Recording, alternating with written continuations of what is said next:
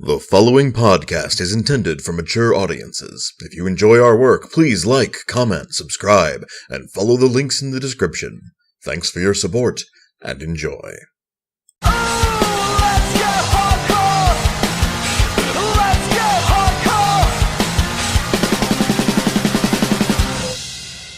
Greetings and salutations, listener. It is I, Eric J. Chucky, joined, as always, by the boy. Hey, yo. This is the Two Nerds Podcast. Yeah, he's right there. Yep. Welcome to die. So, a person White follows on Twitter, who I also happen to enjoy. I just never go to Twitter. Seal Squid, Kelly Turnbull, amazing animator, makes manly guys doing manly things, comic. She's fucking awesome. Storyboard artist for the Ben 10 reboot? Yep, she did shit on Ugly Americans and all kinds of other stuff. She's fucking fantastic. I want to put her art on my arm. I just haven't gotten around to it yet. I have said, unironically, on several occasions, that if I could end up half as cool as Seal Squid is, I would be very happy. Yeah. So she retweeted this thing somebody else made up, and I don't want to give him credit because, oh, I will. Give me a second. Fozfens on Twitter. Their icon is a heart emoji with glitter on it, so that's what you get. Said if you could describe your tastes, your style, and a little bit about you as a person in 5 movies, what 5 movies would those be? And I like that concept. I wanted to take it a step further. Because it's a two-person podcast, he suggested not just doing a list for ourselves, but, since we've been friends for well over a decade at this point, doing a list for each other. If I had to introduce someone to White's taste in movies, for him, what 5 movies would I pick? Yeah, like you're setting me up on a blind date, and they're like, all right, but what's he like? And you're like, well, watch these 5 movies, and you'll get an idea. So, you know, we did that blind, and we both did this over the course of maybe 3 minutes. So, standard Two Nerds podcast of this. These are all answers that might change if you asked us on a different day. Let me live. Yeah. Also, this might only end up taking like 10 minutes. This is going to be one of those podcasts. So strap in, motherfucker. All right. So, how do you want to do this? Just back and forth? I don't think, I think your list for me, my list for you, your list for you, my list for me. Okay. Alright? Alright. And just like straight, all 5, you can give your reasons, you can talk a little bit to the listener about what the movie is in case it's a little more obscure, or the reasons you picked it, you know. Mm-hmm. But all 5, you don't have to, we don't trade these. Okay. It's not a top 10 list. These are in no particular order. These are very much in no particular order. All right, so for White's 5, I had a bit of a problem with the last movie on it. I'm going to go in the reverse order of how I typed them. That's the only order that exists here. But I ended up deciding that I would feel really disingenuous, given how much he loves Star Wars, if I didn't have a Star Wars movie on there. That's interesting. So if I'm going to put only one Star Wars movie on for my friend White Raven, there's really only one choice, and that's Return of the Jedi. You were either about to roast the fuck out of me, shame the fuck out of me, or give that answer. No, I'm being genuine. Well, like, the other one, the roast would be genuine, just like, God, that's an old rivalry between the two of us. It so. is. I'm just going to let it go. I'm just going to, like... All 3 would have been acceptable answers, just from a different origin point. But yeah, no, it's if there's only one Star Wars movie to pick to really give them an idea of not just who he is as a person, but what he likes in a Star Wars, it's Jedi. I would agree with that, actually. I think that's a good choice. I've talked to you about it a bunch before, but the transformation Luke goes through in that movie more than the other 2. And we start with him being transformed, so you definitely need the other 2. But that arc of the story is so much richer and so much more complete than his arc in any other Star Wars film. You just chew on that. And I really think it tells you more about the character and where he could go and what he could do and where he came from. And Luke was always my favorite character between, the old argument between him and Han. He was always my favorite one growing up. So, plus Jabba and Boba Fett and all that good shit. Mm-hmm. So, yeah, good choice. The next one up, I had 2 slots I kind of wanted to fill, which is weird movies and indie movies.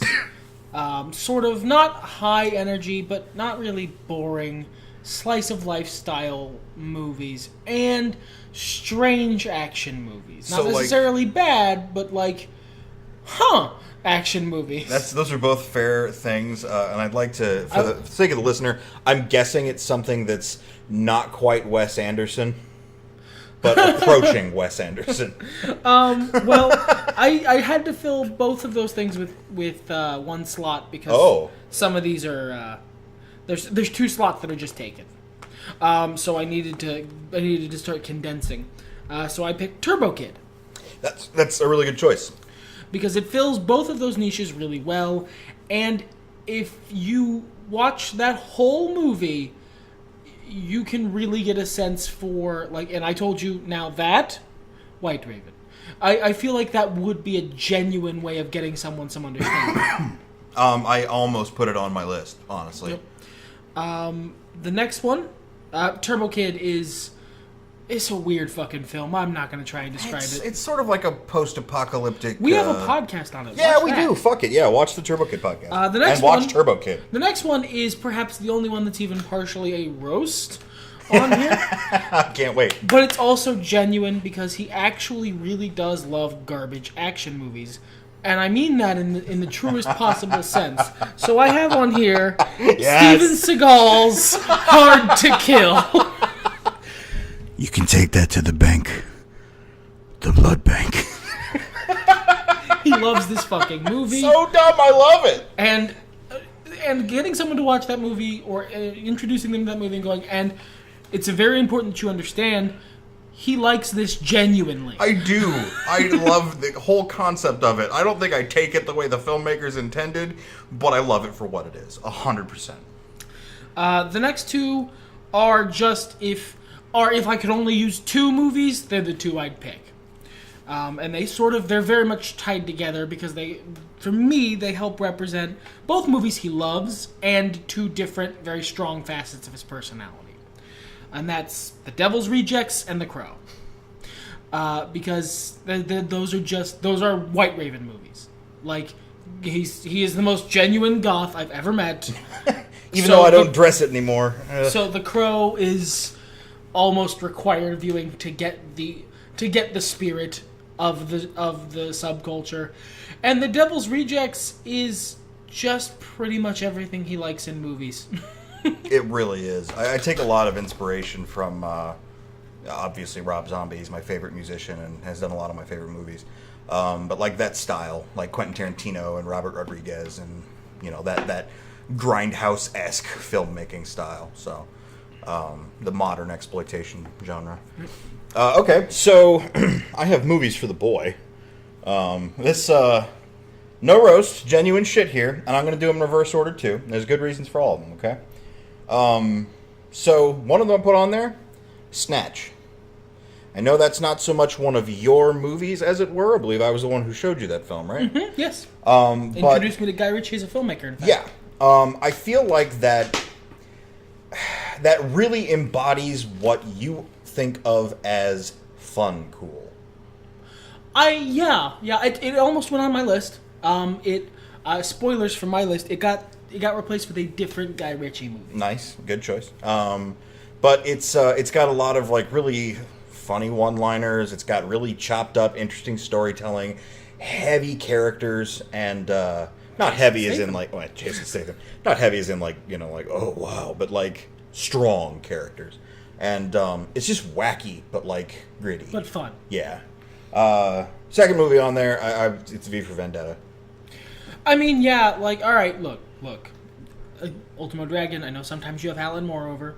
So, Mr. Moore, if you're listening, unclench, motherfucker. No, never. I know it's not the same as the book. I know it's One is an indictment of the Bush era American government. One is an indictment of the Thatcher era British government. I understand. You're very upset. Blah, blah, blah. It's a good fucking movie. It's a great movie. It's a great movie with a very compelling message and one of the best performances from behind a mask I've ever seen in my life. And I think it's like psychologically, ethically, it carries a lot of things that you hold very dear. Yeah, it does. Like, not 100% direct one-to-one translation. Obviously, my dude isn't out there bombing buildings, but, there's a lot of thesis in that still holds true. And I dig into that. Now, this one I went back and forth on a lot. It's cool. It is cool as fuck. And come on, there's a dude who runs around in a cape making alliterations. I mean, what more do you need? If you know me well enough, you know that's... Oh boy, that's a sale right there. I went back and forth on this one. Mm-hmm. I couldn't decide for a while between Iron Man 2 and Iron Man 3. Iron Man 2, movie I don't really care for that much, all things considered. Probably one of the worst Marvel Cinematic Universe offerings, in my opinion. Now, those are all pretty good movies, so that's, Mm-hmm, mm-hmm. But you really enjoy it, and you are contrary to others in that, and I thought it would be a good selection for that reason. But the same can be said of Iron Man 3. In fact, a lot of people fucking hate Iron Man 3, and you and I both happen to enjoy that for what it is. Mm-hmm. So I went with that one, because it's an intellectual character who is doing right by his and making sacrifices that need to be made in the service of the greater good, and snarking along the way and beating everybody by being smart. I mean, yeah, you're right. And you're entirely right. I love that movie. It also Kiss features... Kiss Clang Clang is great. Again, it was almost on my list. I cut it for a different Marvel movie. Smart. One that I feel embodies a different aspect of my personality better. Now, the next one, another comic book movie. I almost had The Dark Knight on there. Mm-hmm. I replaced it with Justice League Doom. Ooh, that's really good. You as a connoisseur of Batman, Batmanery is iconic to you as a person. Like, few things are as important, especially if you guys want to hear more about that, why don't you check out last week's podcast on the Lego Batman movie. It's not a happy sit, but it's a fun sit, as always. And few movies I've seen have conveyed Batman that well. And it's the whole Justice League and the dynamic of Batman and the Justice League. Like, you can distill so much of what you talk passionately about in comic books, specifically in DC, by watching that film. You know, the funny thing is, he's got this. We're gonna get to the end of this, and I'm gonna like his list more than the one I made. You had some good fucking picks for mine, dude. You really did. And the final movie I have on here for him, he's gonna laugh the second I say it. Killer Elite. Because I could not think of a more banal, but like heavy action, smarmy British people, Jason Statham movie to represent that exact side of your personality and film taste. Because it has to be there. Because when you watch any like random movie, okay? Mm-hmm. If there was a die roll on all the movies you've ever watched, a movie like that would be at least 25% of it. I actually, that is the reason I selected what I did for my Guy Ritchie pick, because there is a Guy Ritchie film which also fills that niche. Exactly which movie you're talking about. I briefly considered it, but I was like, no, too much Guy Ritchie. We'll find out. Yes, but also because it's one of your favorite quotes is the one that ends with "motherfucker, what's in charge?" And you've quoted that much. You can call me Miffwick. Yeah. So yes, that's my list for The Boy. All right, and then next is my list for me. Yeah. What? Okay. Please tear mine to shreds. No, I really love yours. That is easily a lot of really good picks. I went slightly... I have a lot of picks that are similar, but for slightly different reasons. The first is... We'll start with that Guy Ritchie film I've mentioned a couple times. Revolver. Good film. It is the Guy Ritchie version of the Jason Statham action movie, Probably a Heist, that I fucking love. Probably a Heist, yes. That's it's key. So, like... And he's right. I love those movies. I find them endlessly entertaining. I am past the point in my life where I feel the need to justify that. Yeah, if you think those movies are dumb or boring, okay. You ain't gotta watch them, homie. Mad respect. Love what you love, you know? The next is is not my... how to put this? Yeah, I think it might be what I consider the best Marvel movie. You can guess what's coming, I imagine. Captain America: Civil War. Oh, really? What did you think that was? I thought, well, when you said best Marvel movie, my brain went to Guardians of the Galaxy. But Captain America... Civil War is really fucking good. Civil War is probably the single best, most well-put-together movie. It is the Marvel movie, one of two, and the other one isn't on this list, but I'll get to it later. That'll make sense later. But one of two that's legitimately caused me to have a moment of emotional turmoil in the theater. Yeah, that's true. And it embodies so much of what I love about Captain America as a character, so purely that I had to be on this list. Iron Man 3 is a really good pick. Civil War is a really good pick, too. You know, if I'd sat and thought about it more, you probably quote that more. But it's such a heavy film. It is. And while you can often get, ironically, for those of you guys who listen to the podcast, well, in our personal lives, you can often get very political and, charged about what you're passionate about. I think of that as more of a thought experiment you do as part of your greater routine than, a deep, deep-seated urge. And I had V for Vendetta for that, for that side of you as well. Right. So, the next one on my list is The Dark Knight, because to be absolutely honest, I think Justice League Doom is a better Batman movie. But I don't know. The Dark Knight might be one of the better movies I've ever seen. It's a really good film. And I've gone on at length about it on several podcasts. I'm not going to do so again. It has a slow point, and that's my only criticism. It does have a slow point, and over the years I've come to recognize that as being a fair criticism. But it has, and it does have faults, and for all of them, it's still a really genuinely good movie. Yeah. Beyond being a good Batman movie. I think Justice League Doom might be, if I made this list again, that one might get replaced because I think it's a better Batman movie. But The Dark Knight is, if you're going to get introduced to me as a person, that will give you a good idea of what you're in for. I had considered it myself. V for Vendetta is the next one because for all the reasons we talked about before, that movie meant a lot to me at a young age, and it formed parts of my person, as it were. And the next movie is on this list for a couple reasons. It's the one that Iron Man 3 got cut for. It is a bit of levity because this is a really heavy fucking list, and it's not really who I am. No. So I needed something that gets more of the fact that I am usually not a heavy person to be around. And it embodies a lot of other parts of my personality that I would take a long time to explain. And that's Guardians of the Galaxy Volume 1. I love Volume 2. It is the other movie in the Marvel Cinematic Universe that has really fucked with me for a second. Has really given me a moment of being choked up. And but Volume 1 is a better movie. They're really close, though. They're really close. But Volume 1 is a better movie, and Volume 1 has a cleaner set of circumstances. The overall narrative is a lot cleaner. I fucking love that movie. Yeah, it's good. If you ever want to hear how much I love that movie, go listen to the Guardians of the Galaxy podcast. It's one of our worst podcasts. I quote about half of it. If you ever want to watch Guardians of the Galaxy for free and out of order, go listen to our Guardians of the Galaxy podcast. As a radio play.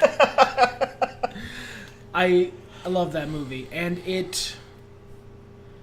I could go on at length about what parts of Guardians of the Galaxy I feel reflect who I am as a person, what parts of the Guardians of the Galaxy movie I think help get people, could help someone understand where I'm coming from. But at the end of the day, it is just, if you watch that movie and don't like it, we're probably not going to get along.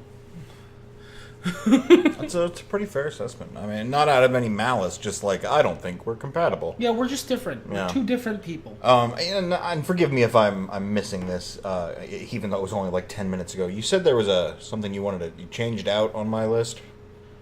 Did you ever mention what that was? Oh, like the things, like the stuff I switched around? Yeah, you mentioned as though you were leading to it, and I don't remember if you ever... No, I don't think I had anything that was like super. Okay, maybe I misunderstood. Well, we have arrived at my list. Yeah, it's going to be. I basically picked 3 movies because The Devil's Rejects and The Crow are on there. Like I said, there are 2 slots that are just taken. Even if a lot of my personal connection to The Devil's Rejects has changed over the years, I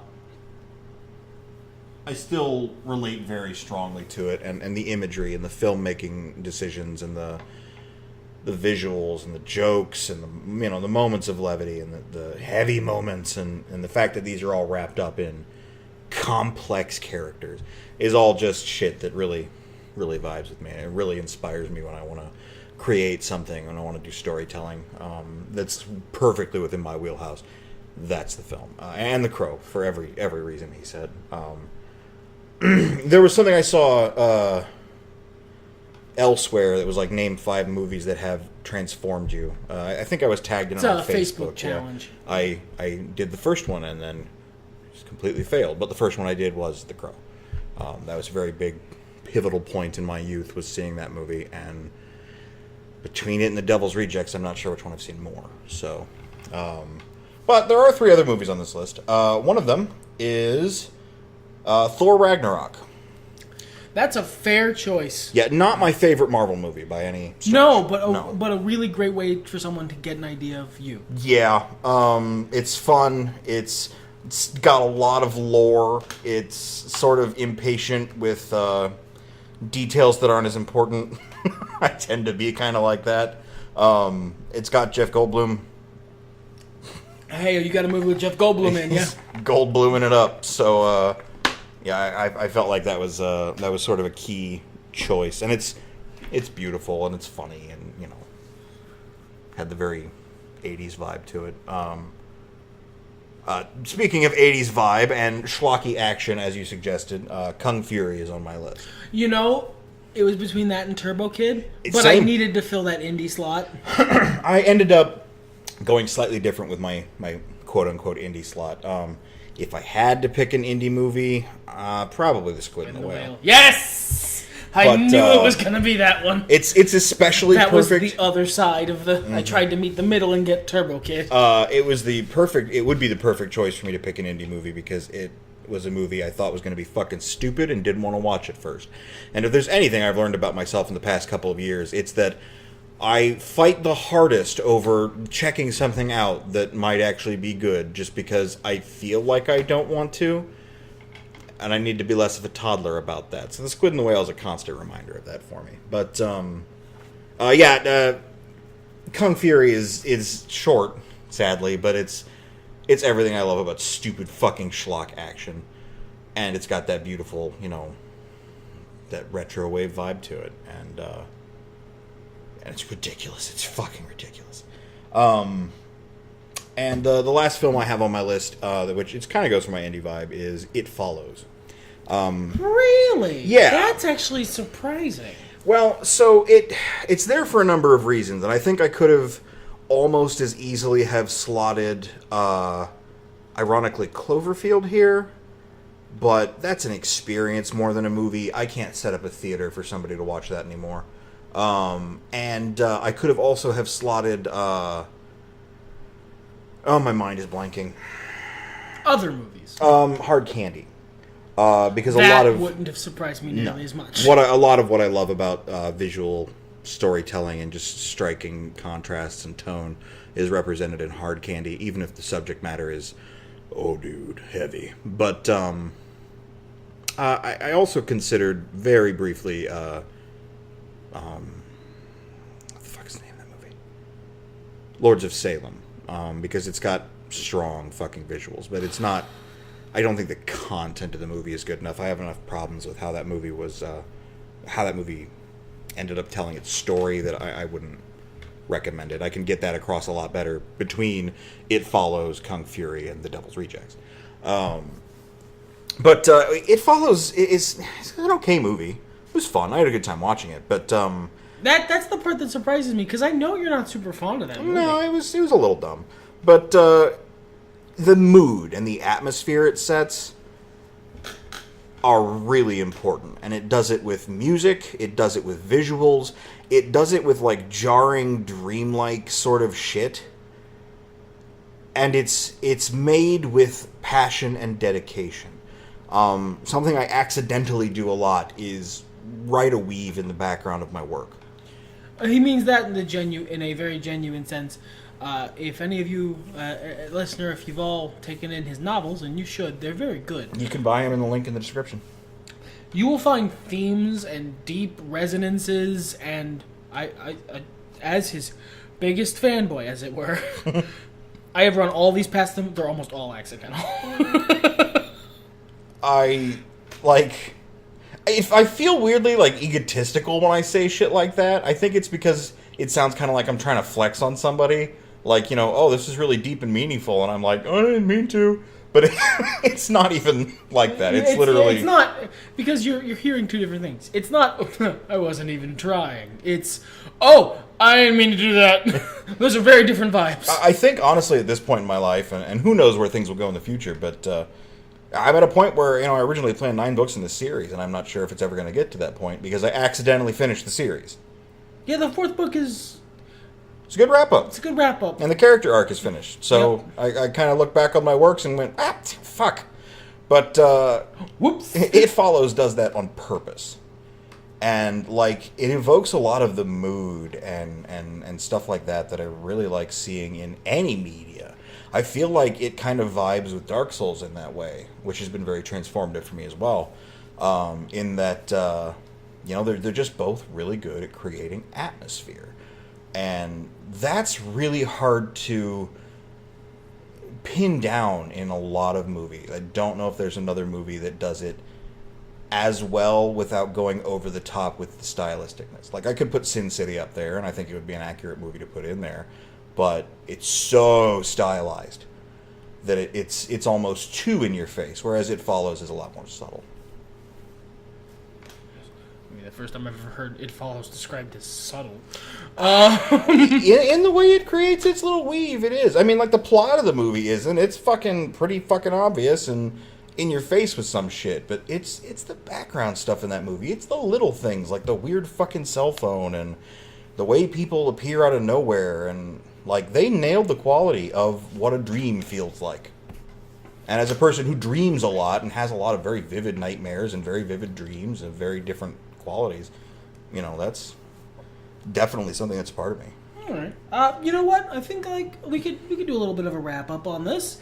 Overall, how would you rate my accuracy? I would say it's accurate. I mean, fuck, my list shared too with yours, mm-hmm. and there were a couple on there that were definitely candidates beforehand. Do I have to give it a letter grade? No, that's good. That's good.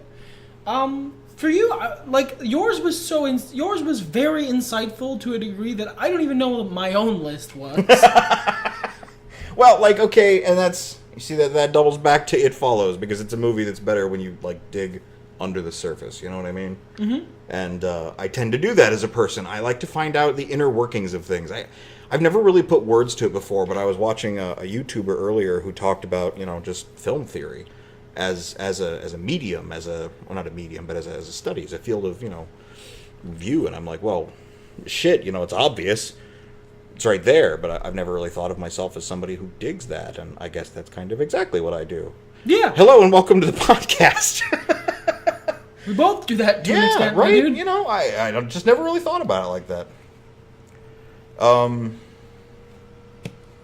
So, yeah, mine was kind of like a weird, Dark Elseworlds version of yours. Yeah, I was all of those were things that could easily have been on my list.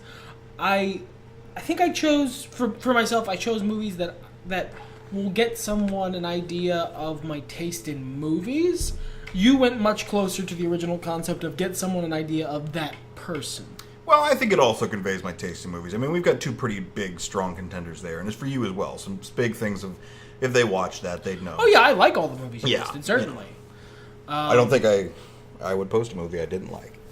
No. You want to get to know me? Watch Dude, Where's My Car?